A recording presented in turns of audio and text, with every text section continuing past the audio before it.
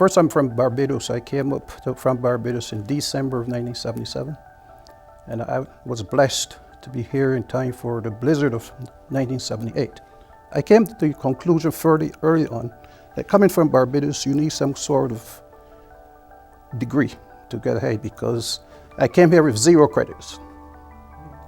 So I had to prove myself. So I registered at Capital Community College. As a new arrival, it was very difficult because I had no social life, going to school day and night, working as most students at Capital Community College. I was working full-time and raising a family. It was my daughter born in 1979, and she was born with what is referred to tetralogy of Philo. That's a hole in the heart where the chambers weren't developing properly. So she had to be in hospital after birth, and I had to be working full-time. At that time, I was working at the Hartford Insurance Group.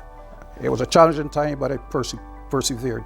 The reason I persevered, John, is that I had 2 choices. I had to stick it out, get a piece of paper, or to be successful here, you had to do that, or the alternative is, in case I had to go back to Barbados, then I get my degree, and I go back and make a contribution to the development of the country.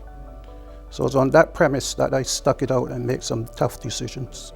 After I graduated from Capital Community, it was Greater Hartford Community College back then. It was on Woodland Street.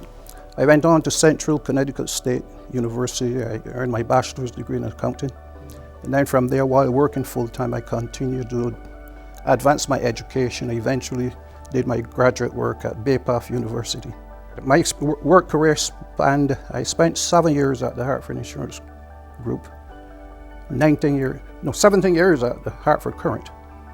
And then from there, I went to Hartford Public Schools, where I spent the last 19 years before I retired just recently in March of this year.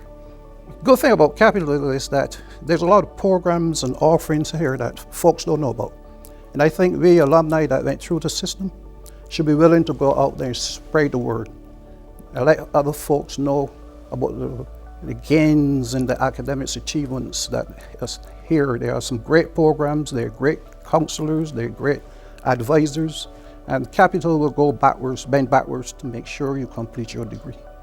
So I was always challenged by those things, and what I did, I decided, you know what, I'm going to see if I can push this thing along.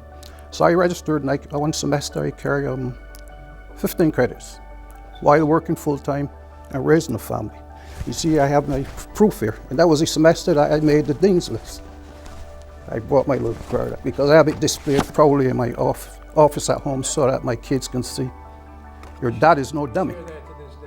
I still have it to this day. It means a lot to me because working full-time, going to school, raising a family, you have a kid with a heart problem, you're back and forth in the hospital. So you had to do something, and I couldn't settle for a C, because why settle for a C when I can get an A? And that was always my philosophy.